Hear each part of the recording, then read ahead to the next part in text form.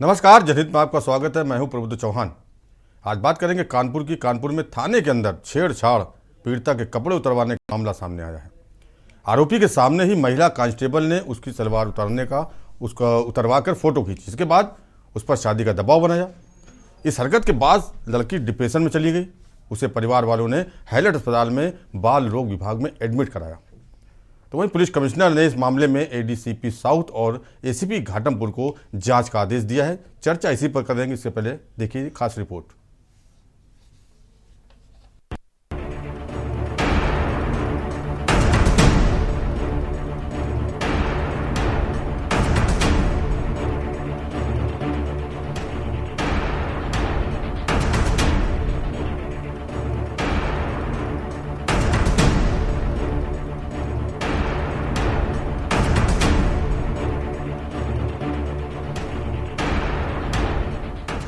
पिता का आरोप है कि आरोपी ने उसकी बेटी की फोटो एडिट कर उसे अश्लील बनाकर वायरल कर दिया।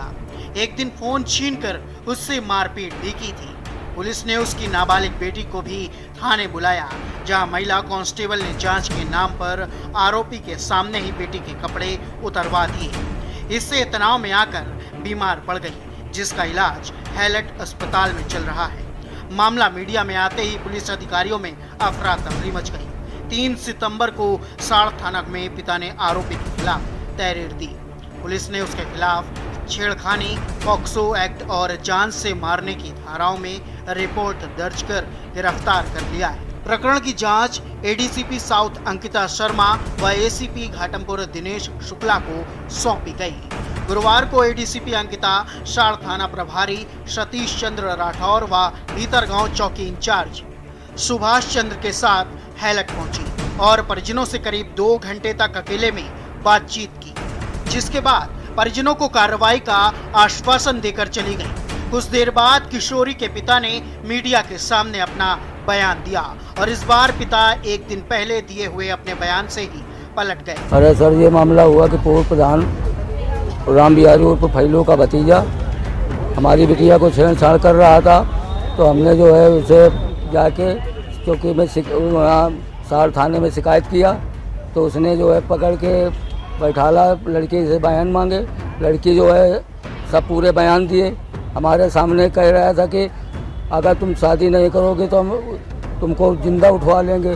जो आरोपी ने बोला, समझे, ये थाने की बात है। और थाने में हमारी लड़की को मतलब महिला सिपाही ने उसके सामने, आरोपी के सामने मतलब सलवार उतार के उसकी फ़ोटो खींची आरोपी के सामने।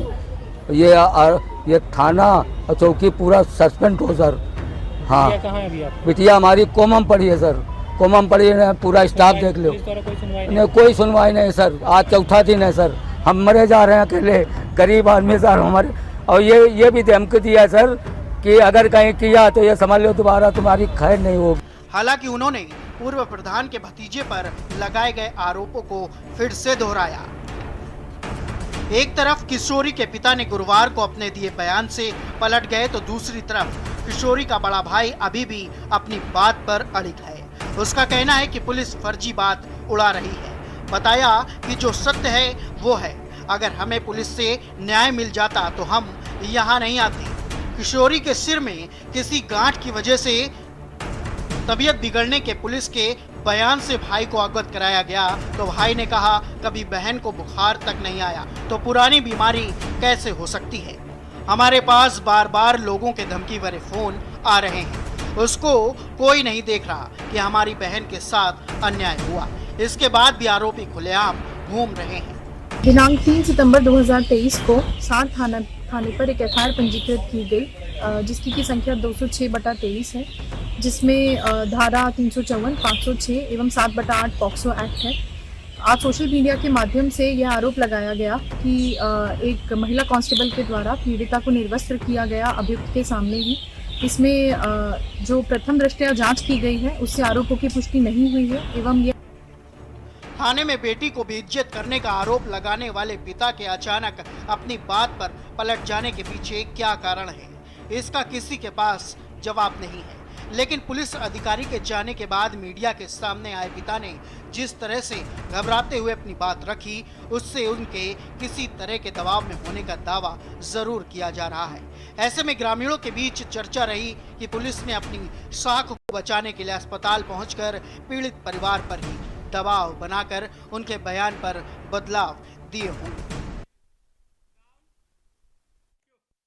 तो देखा आपने घटना और मामला, जो रिपोर्ट में आपने देखा, तो कुछ बताने की जरूरत नहीं, सब कुछ साफ है।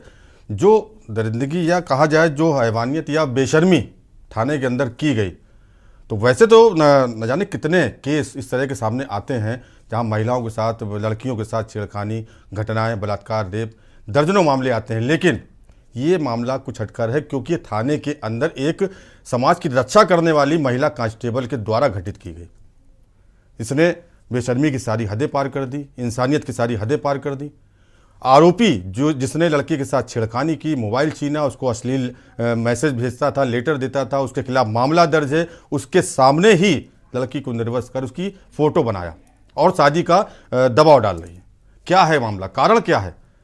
क्या कोई रिश्तेदार है वो? और अगर रिश्तेदार भी है तो वर्दी में है महिला कांस्टेबल, उसको इस बात का ख्याल रखना चाहिए। इसी पर चर्चा करेंगे। महेश चंद्र द्विवेदी जी, पूर्व डीजीपी उत्तर प्रदेश, हमारे साथ जुड़े हुए हैं। स्वागत है आपका महेश चंद्र जी, बहुत बहुत JK न्यूज़ में। और सुमन गुप्ता, वरिष्ठ पत्रकार, हमारे साथ जुड़े हुए हैं। बहुत बहुत स्वागत सुमन गुप्ता जी, आपका भी। बात करेंगे महेश चंद्र द्विवेदी जी से। जो घटना आप देख रहे हैं, तो इस मामले में आपका नज़रिया क्या है कि ये किस तरह की घटना, ये थाने के अंदर अश्लील फ़ोटो खींचना, अश्लील हरकतें करने वाले आरोपी के सामने, ये कैसे जिम्मेदार पुलिस वाले हैं? है, आप भी कह रहे हैं कि आरोप है, जिसकी जांच में एक पुलिस अधिकारी ने कहा भी है कि प्रथम दृष्टया यह सत्य नहीं प्रतीत होता है। तो केवल प्रिजम्पशन पर सारी बातें, एक साइड बिना दूसरे साइड को सुने हम किसी निष्कर्ष पर नहीं पहुंच सकते। अगर ये बात सही है तो बहुत गंभीर है, परंतु इसका कुछ कारण समझ में नहीं आता कि जो पीड़िता है उसका फोटो लेने का कोई कानून नहीं है, क्यों कोई लेगा? फिर वहां अकेली महिला कांस्टेबल नहीं होगी, वहां पर कोई दरोगा भी रहे होंगे, थाना है आफ्टर ऑल, कोई क्वार्टर में तो अलग ले नहीं गई, तो वहां पर और लोग भी रोक सकते थे अगर ऐसा करते। तीसरा, सामान्यतः ऐसा नहीं होता है कि किसी भी स्त्री से कहा जाए कि हम आपका फोटो लेंगे, आप नंगे हो जाइए। इसका कारण बिल्कुल समझ में नहीं आता जब तक इसके पीछे जांच न हो जाए और ये सिद्ध न हो जाए कि कोई विशेष उद्देश्य था इस महिला का, कांस्टेबल का, तब तक किसी निर्णय पर हम नहीं पहुंच सकते। परंतु यदि ये सही है तो गंभीर है बात। महेश चंद्र जी, सर एक बात ये आपको बताना चाहूँगा कि कोई पिता क्या अपनी पुत्री को इस तरह के इल्ज़ाम लगा करके सार्वजनिक तौर पर इस तरह कहेगा कि उसके साथ ये घटना घटी, अगर झूठी होगी तो? देखिए, कहने को तो मैंने देखा है कि ऐसी बातें गांव में पढ़ाए हुए लोग ऐसी बातें कहते हैं। सेवा में मैंने सेवा काल में देखा है, लेकिन ऐसा नहीं सब, मैं ये नहीं कहता सब कहते हैं, लेकिन बहुत झूठ बोलते हैं।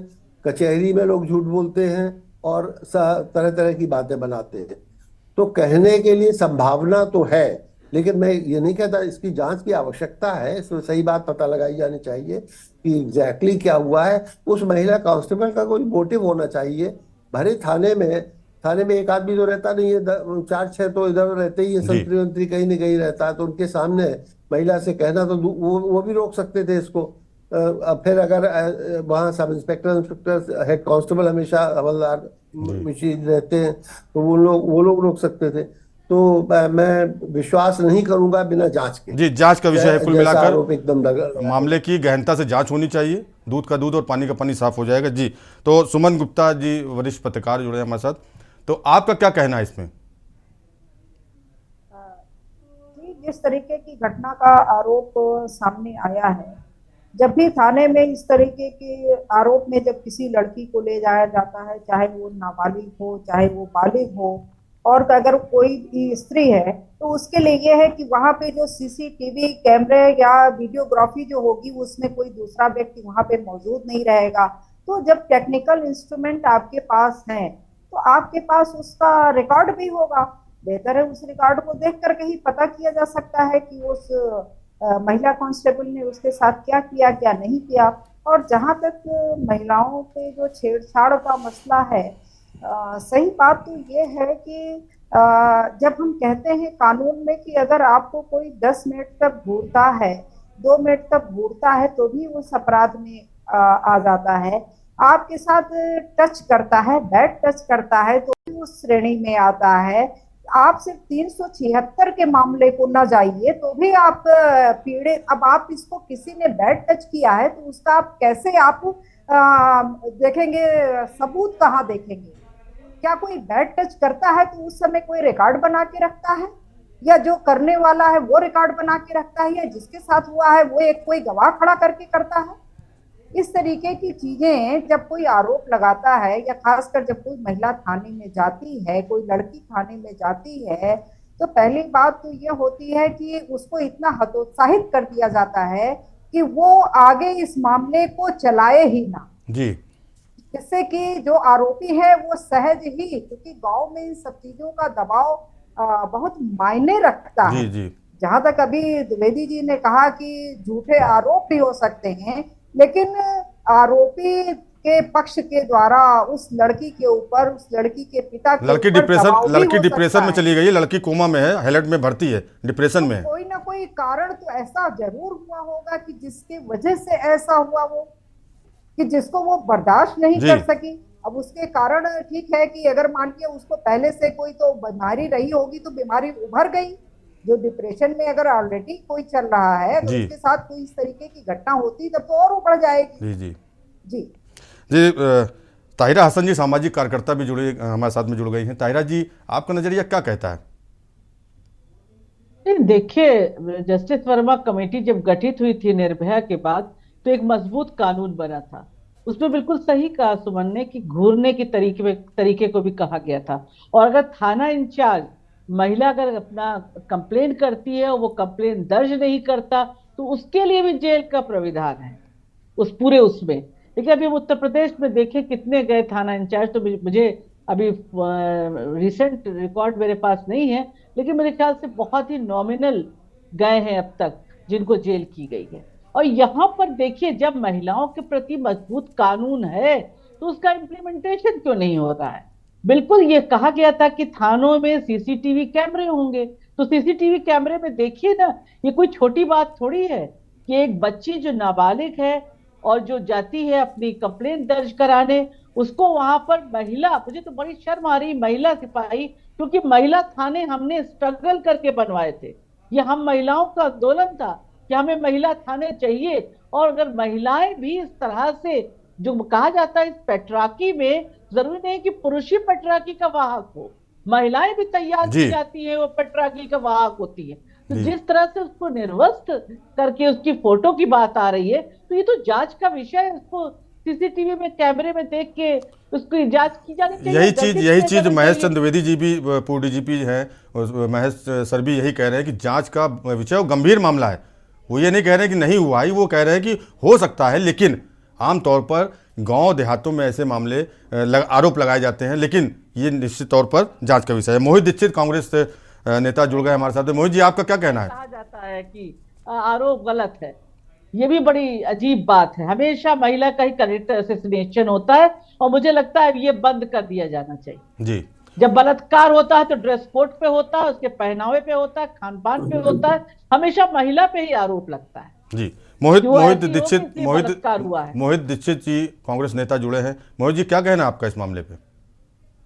और पहले तो नमस्कार मेरे को नमस्कार। पैनलिस्ट को, और आपको बहुत बहुत। आप बहुत गंभीर मुद्दे पे, हम बहुत संवेदनशील मुद्दे पे चर्चा कर रहे हैं। मगर बात आज ये हो रही है, एक प्रथा सी कायम हो गई है, पुलिस का तंत्र को बिल्कुल निरंकुश हो गया है। आज केवल एक उदाहरण यहाँ घाटमपुर के पास का ही नहीं है, हम ये देखते चले आ रहे हैं पिछले 7-8 वर्षों से। ये लगातार जो कहीं ना कहीं निरंकुश पुलिस व्यवस्था जो नहीं न किसी दबाव में आ रही है, आज इस तरीके के उदाहरण, शर्मसार कर देने वाले उदाहरण हमारे, इन चीजों को जब तक हम कहीं ना कहीं कसकर मॉनिटरिंग के साथ इनको नहीं रोकेंगे, इनके जो निरंकुशता है इस पर लगाम लगाने की कोशिश नहीं करेंगे, तो कहीं ना कहीं हमारी जनता को जो आज जो असहाय होकर के थानों में मिलता है, जब थानों में वो न्याय के लिए जाते हैं तो उनके साथ अन्याय होता है। और कहीं ना कहीं जो मजबूत पक्ष है उसके साथ पुलिस हमारी खड़ी होती है, जो हमारे न्याय को कतई एक गलत रास्ते पर ले जाने की कोशिश करती है।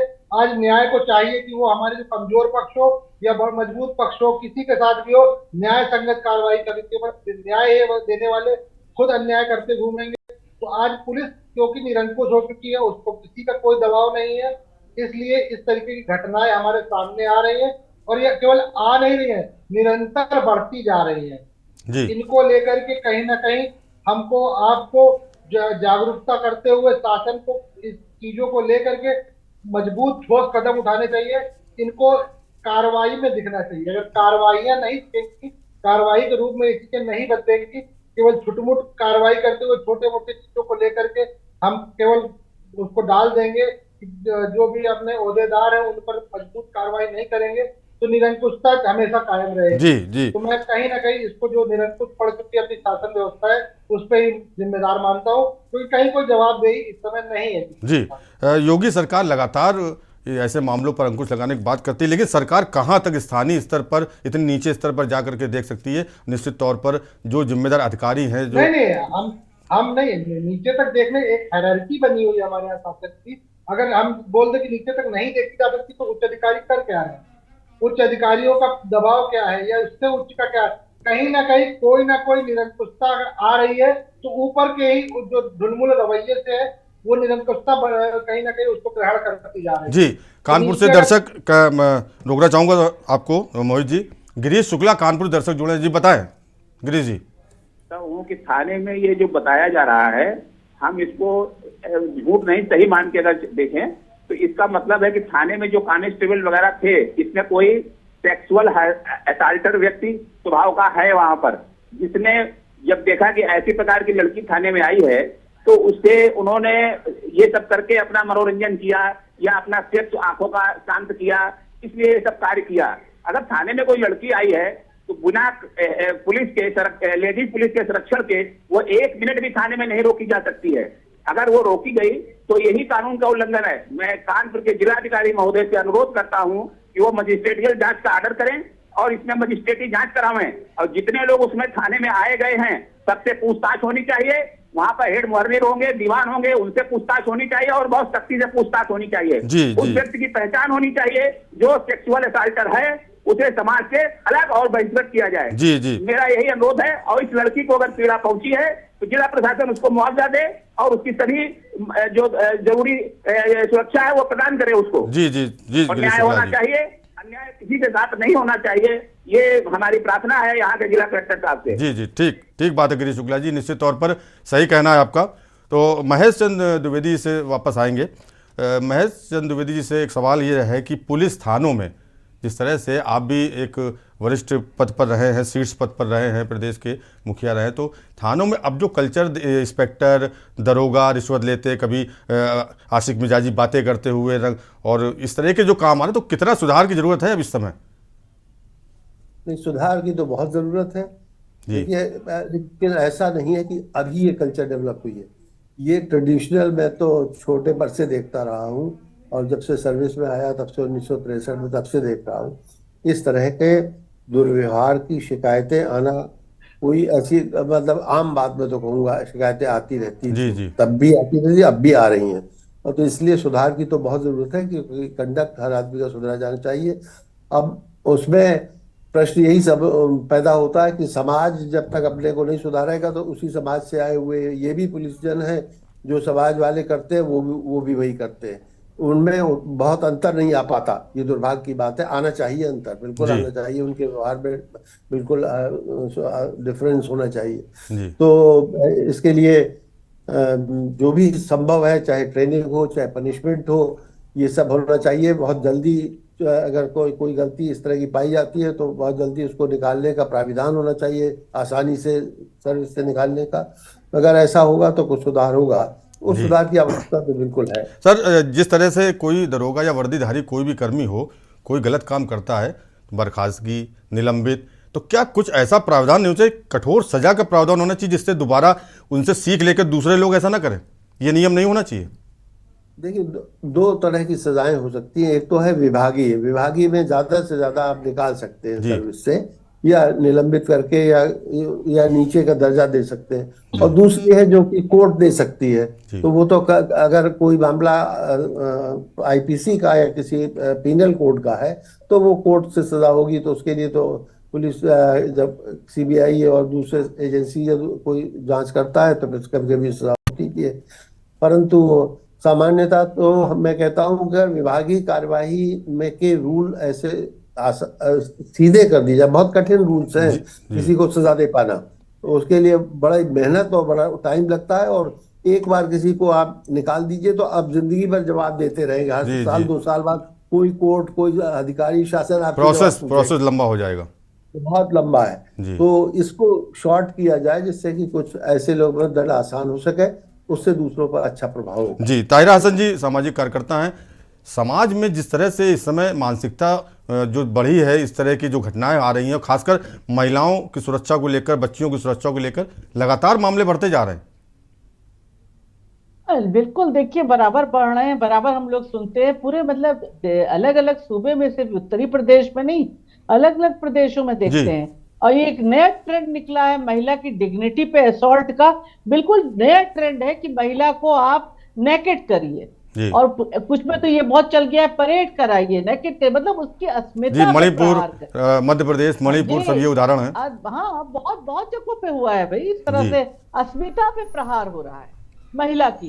इसकी वजह यह है कि कन्विक्शन रेट नहीं बढ़ रहा है।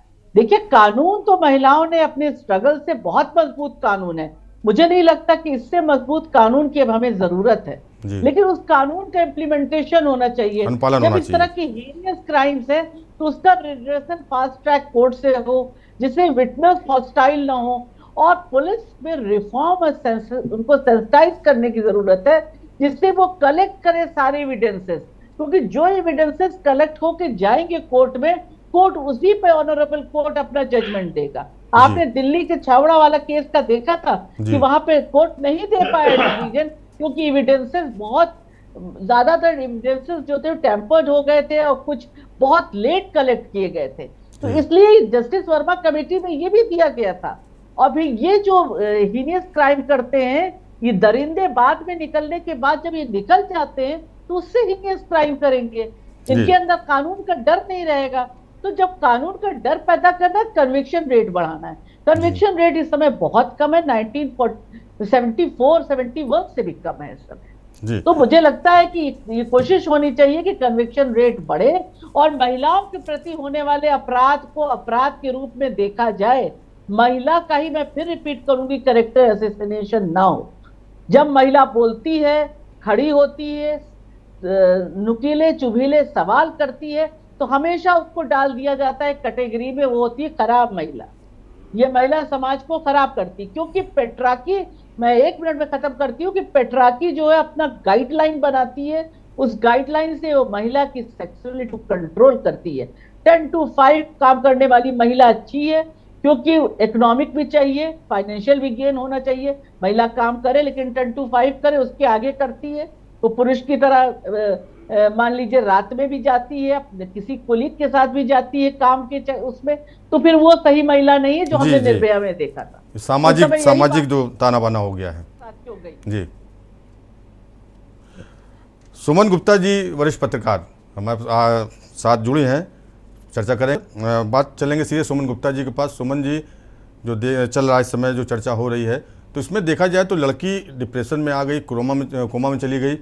तो कुल मिलाकर के जो बात उभर कर सामने आ रही है, वास्तव में जिसे महेश चंद्र द्विवेदी जी ने कहा कि मामले की जांच होनी चाहिए, ताहिरा हसन जी ने कहा कि एक सामाजिक दायरा जो बन चुका है महिलाओं के प्रति, जो सोच बन चुकी है कि अगर 10 से 5 तक जो महिला काम करती है ऑफिस में जाकर के वो अच्छी महिला है, जो उसके बाद पुरुषों को बराबर काम करती है 10 बजे 9 वो गंदी महिला है, अच्छी नहीं है। तो ये सामाजिक जो विभिन्नता और जो आप दरार पड़ गई आपस में महिला और पुरुष को लेकर के, इसको पाटने की बहुत ज़रूरत है और सोच बदलनी है। पितृसत्तात्मक सत्ता का तो हमेशा सा प्रभाव रहा है समाज पर, और इस समय ये है कि जो लड़कियां हैं वो पहले की अपेक्षा कहीं ज्यादा बाहर काम करने के लिए निकल रही हैं, पढ़ने के लिए निकल रही हैं, काम करने के लिए निकल रही हैं। लेकिन सवाल इस बात का है कि लड़कियों का तो सोच बदल गई, काफी हद तक आगे हो गई, लेकिन जो लड़कों की और जो पुरुष की है उसकी सोच नहीं बदली। वो अभी 16वीं सदी में ही जी रहा है और वो किसी भी महिला को वो समझता है कि उसके लिए महज सिर्फ भोग्या की वस्तु है। ये जो सामाजिक कारण में ये है। और जहां तक दूसरी बात यह है कि पुलिस भी उसी समाज से आते हैं, तो इस कारण से हम उनको बिल्कुल भी मुक्त नहीं कर सकते कि पुलिस के लोग भी उसी समाज से आते हैं जहां इतना अपराध और बहुत सारी चीजें हैं और ये मानसिकता है। भाई अगर एक डिपार्टमेंट है, पुलिस डिपार्टमेंट है, तो इनको तो ज्यादा सेंसिटिव होने की जरूरत है, इनकी ट्रेनिंग इतनी होनी चाहिए। और खासकर जो महिला पुलिस है, महिला होने के नाते उनकी पुलिस में भर्ती ना हो करके, बल्कि उनको वाकई महिलाओं के मुद्दे को लेकर के उनको, चाहे महिला हो चाहे पुरुष हो, चाहे वो महिला थाना में बैठते हो या सामान्य थाने में बैठते हो, उनको इतना सेंसिटिव करने की जरूरत है कि वास्तव में महिलाओं की समस्याओं को वो समझें। और खासकर इस तरीके के अपराध में जो आपके छेड़छाड़ से संबंधित है, आपके रेप के मामले हैं या दूसरे तरीके के मामले हैं, इस तरीके के मामले में कम से कम उनको बहुत ज्यादा सेंसिटिव होने की जरूरत है, क्योंकि वो उसको समझते नहीं है। वो समझते हैं ये तो महिलाओं की समस्या है। ये सिर्फ महिलाओं की समस्या नहीं, ये पूरे समाज की समस्या है। और शायद हम यही कारण है कि हम महिलाओं के इस तरीके के केसेस को भी हम महिलाओं की समस्या समझ करके उसको इग्नोर कर दें। जी जी, ठीक कह रहे हैं आप। प्रेम दर्शक चेन्नई से जुड़ गए हैं। प्रेम जी, क्या कहना आपका? तो मैं कहता हूँ कि कानून व्यवस्था को देखिए, आज हमारे एक मंत्री साहब महिला उत्पीड़न में फंसे हुए थे, उनका केस चल रहा है। अब देखिए, एक महिला संरक्षक है जो कि महिलाओं की संरक्षा करेगी, वो इस केस में आ गई। माने हो क्या रहा है सर? इसका मतलब ये है कि यूपी में जितने प्रोपेगेंडा होते हैं या उनके लॉ एंड ऑर्डर जो कंट्रोल में नहीं है, लेकिन वो बकवास करते हैं कि हमने लॉ ऑर्डर कंट्रोल में कर रखा है। उन्होंने पूरे देश का वादा दे दिया कि यूपी से बढ़िया जगह कहीं नहीं है। सर, सोचने की चीज है, बिना किसी संरक्षण के ये काम हो सकता है? और मैं तो इसका जिम्मेवार सीएम साहब को ठहराता हूँ। वो जाके जरूर गोरखपुर में मंदिर में पूजा पाठ करते हैं। सर, ये पूजा पाठ नहीं कहलाता है, ये पब्लिक को बेवकूफ बनाने का दस्तूर है। आप देखिए, दिन भर उनके अरेस्ट में पिछले 6 महीने से कितनी रिपोर्टें आ रही है, लेकिन अभी भी उनका ये नहीं गया। किसी भी रिपोर्ट में जाके देखिए, खाली एक ही गाते हैं, हमारे यहाँ कोई अपराध नहीं है, कोई भ्रष्टाचार नहीं है। अरे, जिनको संरक्षण के लिए रखा गया है वही अपराध कर रहे हैं। और आज गरीब तबका है सर। इसका मतलब ये है कि निसंदेह सर, मैं बोलता हूँ कि योगी साहब को कुर्सी छोड़ देनी चाहिए। जी, तो प्रेम दर्शक चेन्नई से जुड़े थे हमारे साथ, जो आहत हैं काफ़ी, और वाकई में घटना भी आहत करने वाली है। कुल मिलाकर देखा जाए तो बहुत ही शर्मनाक घटना है। प्रवीण पंकज सपा नेता जुड़ गए हैं हमारे साथ। प्रवीण, स्वागत है आपका के न्यूज में, हमारे कार्यक्रम जनहित में। क्या कहना है आपका पूरे मामले में? बहुत बहुत धन्यवाद, आपने हमें मौका दिया। और सर्वप्रथम मैं जब से इस घटना को सुना हूँ, निश्चित तौर पर एक सभ्य समाज के लिए ये बहुत ही दुखदाई समय है कि इस जो हम 21वीं सदी में पहुंच चुके हैं और इस तरह से घटनाएं महिलाओं के साथ घट रही हैं। खासकर हम देखते आ रहे हैं कि जो पहले से अभी तायरा जी बोल रही थी कि पितृसत्तात्मक रहा है ये राष्ट्र, लेकिन जिस प्रकार से इस समाज में महिलाओं के साथ ज्यादती हो रही है और खासकर पुलिस के द्वारा महिला का इस तरह से शोषण किया गया है, निश्चित तौर पे ये प्रदेश सरकार का बहुत बड़ा फेलियर है। प्रदेश का लगातार कानून व्यवस्था को लेकर के जो बड़े बड़े दावे करती है, निश्चित तौर पे देखना चाहिए प्रदेश के मुखिया को, माननीय मुख्यमंत्री योगी आदित्यनाथ जी को, कि किस प्रकार से उनके बड़े बड़े दावों को ये नौकरशाह लोग और ये जो आपकी पुलिस है किस प्रकार से लीपापोती कर रही है। और महिलाओं के साथ जो न्याय होना चाहिए, न्याय बिल्कुल भी नहीं मिल रहा है। आप देख लीजिए, एनसीबी के आंकड़े देख लीजिए, और भी एजेंसियां हैं, उनके आंकड़े उठा करके आप अगर देखेंगे तो निश्चित तौर पे महिलाओं के जो 2017 के बाद से महिलाओं के प्रति जितनी ज्यादा बर्बरता हुई है, जितनी ज्यादा अपराध बढ़े हैं, तो इस फेलियर है पूरी तरीके से ये सरकार। और निश्चित तौर पे अगर ये योगी संत हैं तो इन्हें इस्तीफा दे देना चाहिए। महिलाओं के प्रति जिस प्रकार से अपराध बढ़े हैं, और एक नैतिकता के आधार पर प्रदेश के मुखिया योगी आदित्यनाथ जी को इस्तीफा दे देना चाहिए। पूरी जिम्मेदारी भी लेनी चाहिए कि महिलाओं के साथ ये अपराध हो रहे हैं और हमसे संभल नहीं रहा है। जी, निश्चित तौर पर अपराध तो बढ़ रहे हैं, बेलगाम हो रहे हैं, लड़कियां सुरक्षित नहीं हैं, औरतों के साथ हैवानियत हो रही है, लेकिन कहीं ना कहीं सबके लिए सिस्टम भी दोषी है। आखिरी सवाल महेश चंद्र द्विवेदी जी से, पूर्व डीजीपी आप रह चुके हैं प्रदेश के। योगी सरकार प्रदेश में है, बेटी बचाओ बेटी पढ़ाओ का नारा भी केंद्र से लेकर प्रदेश में है, लेकिन योगी आदित्यनाथ के बजाय उसके साथ में आप का महकमा, पुलिस का जो महकमा है उसके भी डीजीपी हैं, और जो पुलिस प्रशासन है, जो पुलिस का महकमा है, उसमें सुधार के लिए सबसे पहले तो प्रदेश के पुलिस के मुखिया की जिम्मेदारी होती है, उसके बाद मुख्यमंत्री जवाबदेह हैं कि प्रदेश में अपराध क्यों बढ़ रहे हैं। तो डीजीपी को एज ए आप डीजीपी रह चुके, क्या करना चाहिए ऐसे मामलों में, सख्ती क्या करनी चाहिए? देखिए, सर्वप्रथम तो इस प्रकरण में सही जांच, सही अधिकारी से सही जांच करानी चाहिए, और यदि ऐसा महिला कांस्टेबल ने किया है तो जो भी प्रक्रिया है उसके माध्यम से उसको डिसमिस किया जाना चाहिए सर्विस से, इस प्रकरण का जहाँ तक प्रश्न है। और अगर आपका जनरल प्रश्न है तो इसके लिए तो फिर लंबी जांच और लंबी व्याख्या की आवश्यकता होगी कि, लेकिन इस प्रकरण विशेष में ऐसा तो नहीं है, कोई भी मतलब ऐसे अधिकारी तमाम मिल जाएंगे जो कि सही जांच और सही रिपोर्ट देंगे, उसके हिसाब से कार्रवाई होनी चाहिए। लेकिन प्री कंसीव्ड कंक्लूजन पर मैं बिल्कुल विश्वास नहीं करता हूँ, उससे बड़ी जातियाँ हो जाती हैं लोगों को। और इसमें चूंकि कोई कारण नहीं बताया जा रहा है कि मैं, देखिए, जब आरोपी के तो चलो कपड़े उतरवा ले, कुछ कर ले, लेकिन जो पीड़िता है उसका कोई ऐसा कानून नहीं, ऐसा कोई नियम नहीं कि उसके कपड़े उतरवाए जाए, फोटो खींची जाए।